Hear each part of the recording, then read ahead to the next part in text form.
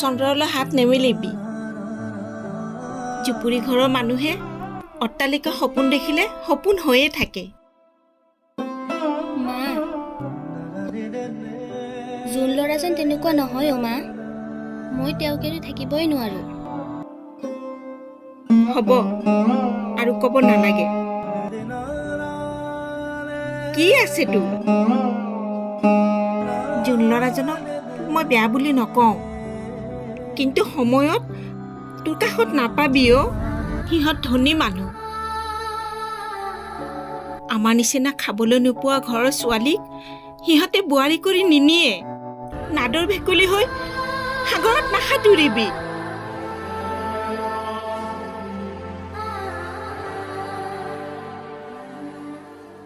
আৰু শুনা, মোৰ ল'ৰা হৈ পাগলামি নকৰিবা। এইবিলাক কথা যাতে আৰু দুনাইবাৰ শুনিব নালাগে। কি আছে সেইখন ঘৰত? দেউতা, মই ৰদালিক সঁচাকৈ বহুত ভাল পাওঁ। চুপ থাক। মানুহে মোক কি ভাবিব? এই ৰঞ্জিত হাজৰিকাই এজনী বিধৱা মাৰ্কীৰ লগত মিতিৰালি কৰিব? কি হৈছে এইবোৰ? বাবাকতো অকণমান ভালদৰে বুজাইও ক'ব পাৰে। হ'ব, তুমি এই বিষয়ে মাত মাতিব নালাগে। তুমি ল'ৰাক লাই দি দি এই অৱস্থা পাইছেগৈ। সমাজত মোৰ এটা মান সন্মান আছে, আৰু তুমি ল'ৰাক ভালদৰে বুজাই দিবা যে বাঘে কেতিয়াও ঘাঁহ নাখায়।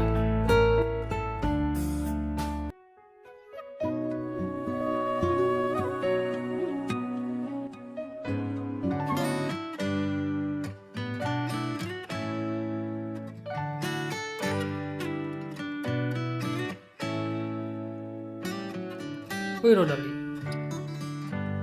তোমাক ইমান বিচাৰি ফুৰিছোঁ, তুমি ইয়াতে আহি বহি আছা। ৰদালি, কিয় তেনেকুৱা কৰি আছা? চোৱা জোন, মোৰ মন ভাল নহয়। মই আহিছোঁ দিয়া। ৰদালি, কিয় অভিমান কৰিছ? নহয় অজুন, মই অভিমান কৰা নাই। মই সত্যক স্বীকাৰ কৰিছোঁ। তোমালোক ইমান ডাঙৰ মানুহ, আমাৰ দুয়োৰে মিলন কেতিয়াও সম্ভৱ নহয়। ৰদালি, কিয় এনেকুৱাখন কৰিছ? মোৰ ওপৰত তোমাৰ এইখিনিও বিশ্বাস নাই? তুমি ইমান চিন্তা নকৰিবাচোন। আমাক দুয়োকে ইমান সহজতে কোনেও আঁতৰাব নোৱাৰে। মই কথা দিলোঁ তোমাক, তুমি বিশ্বাস ৰাখা মোৰ ওপৰত।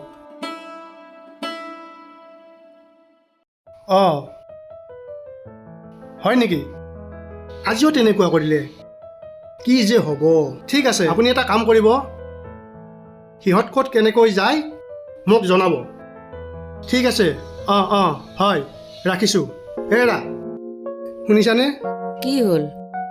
দেখিছা, যোৱাকালি ইমানখিনি কোৱাৰ স্বত্বেও আজি আকৌ সি ছোৱালীজনীক লগ কৰিব গৈছে। মোৰ মান সন্মান সকলো ধূলিসাৎ কৰি দিলে। আপুনি ইমানকৈ চিন্তা নকৰিবচোন। বাবা এতিয়া ডেকা হৈ উঠিছে। ৰাগ খং কৰি একো কাম সমাধান কৰিব নোৱাৰি। বুজাই পৰাই হ'লেও তাক কিবা এটা কৰিব লাগিব। অঁ, তুমি বুজাবা যি বুজাব লাগে, কিন্তু মনত ৰাখিবা মোৰ ষ্টেটাছত যাতে কোনো হেম্পাৰ নপৰে। ঠিক আছে দিয়ক, আপুনি চিন্তা নকৰিব। হ'ব।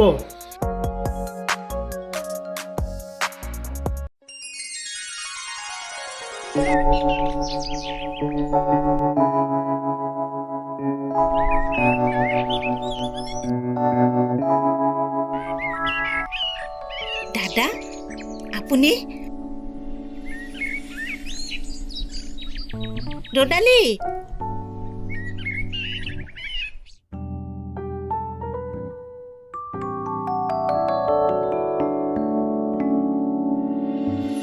দাদা বহক। মই ইয়াত বহিবলৈ অহা নাই। ছোৱালীজনীক ভালকৈ বুজাই দে, জুই আৰু পানী কেতিয়াও এক লগ নহয়। তোমালোক মায়ে জীয়েক দুটাই লগ লাগি মোৰ সম্পত্তিত চকু দিছ। দাদা, এইবোৰ কি কৈছে আপুনি?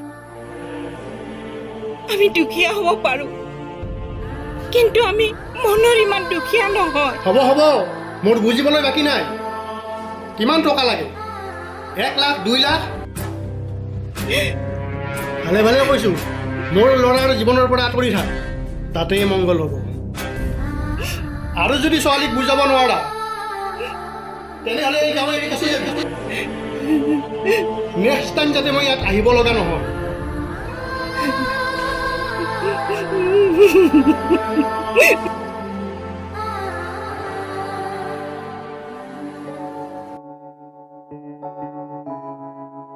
বাবা, দেউতাৰে আজিও খং উঠিছে।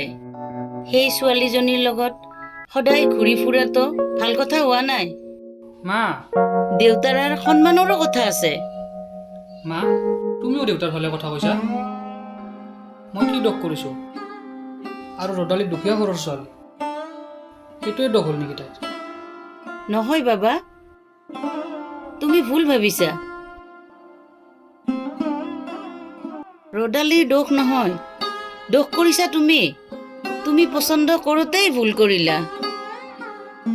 তুমি কমচে কম আমাৰ কথা এবাৰ ভাবিব লাগিছিল। মা, তোমালোকে কিয় নুবুজা? দেউতাৰে কেনেকৈ যাব এইখন ঘৰলৈ? দেউতাৰে এটা মান সন্মানৰ কথাও আছে। নহয় মা, ভুলটো তোমালোকৰ হৈ আছে। যদি ধনীবোৰে দুখীয়াক এলাগি কৰে তেনেহ'লে সিহঁত দুখীয়া হৈয়ে ৰ'ব। এক প্ৰকাৰে সিহঁতক মানসিক টৰ্চাৰ কৰি আছা মা। বাবা, কাৰণ সিহঁত আৰ্থিকভাৱে এনেই জুৰুলা, তাতে আকৌ মানসিক প্ৰেছাৰ। জোন, তুমি মাৰ লগত কেনেকৈ কথা ক'ব লাগে নাজানা নেকি? যোৱা তোমাৰ ৰুমলৈ।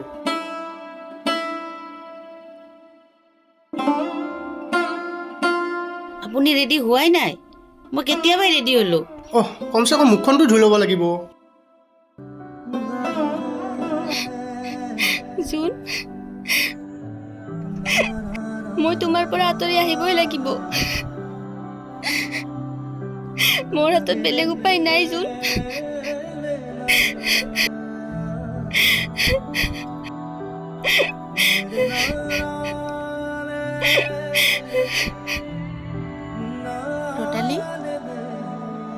ৰদালি, এনেকৈ কন্দা কটা কৰি থাকিলে কি হ'ব? ৰাতিপুৱা একো এটা মুখত দিয়া নাই। মা, মোৰ কাৰণে তোমাক ইমান কথা শুনাই থৈ গ'ল। মই বহুত ভুল কৰিলোঁ মা। চাওঁ, নাকান্দিবি জোন। ধনী মানুহবোৰ তেনেকুৱাই। সিহঁতে কেৱল ধনৰ কথাহে জানে। মানুহৰ আৱেগ অনুভূতিৰ কোনো মূল্যই নাই। আৰু মই সেইকাৰণেতো কিমান দিনে কৈ আছিলো। হ'ব মা, মই তোমাক কথা দিছোঁ, মই জোনৰ জীৱনৰ পৰা আঁতৰি আহিম মা।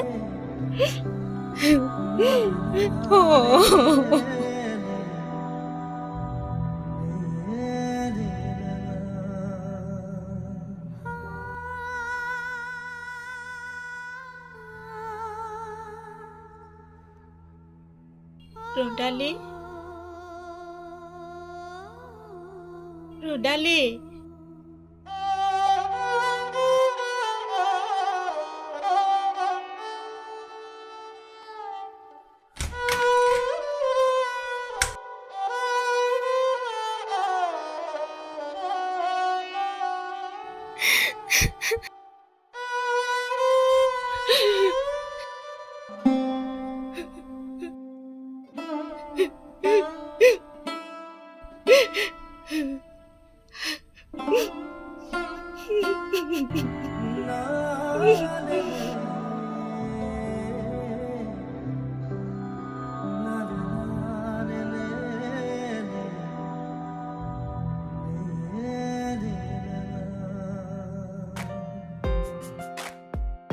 ঐ জোন, ক'ত যোৱা?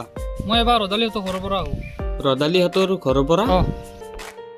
কিয়, তুমি গমেই নোপোৱা নেকি? কি কথা? এই ৰদালিহঁত গাঁও এৰি গুচি গ'ল নহয়। কি ক'লা? অঁ, তুমি গমেই নোপোৱা? দেউতাৰে সিহঁতক ঘৰ এৰি যাব দিছে। কি ক'লা? অঁ। মোৰ দেউতাই এনেকুৱা কাম কৰিছে?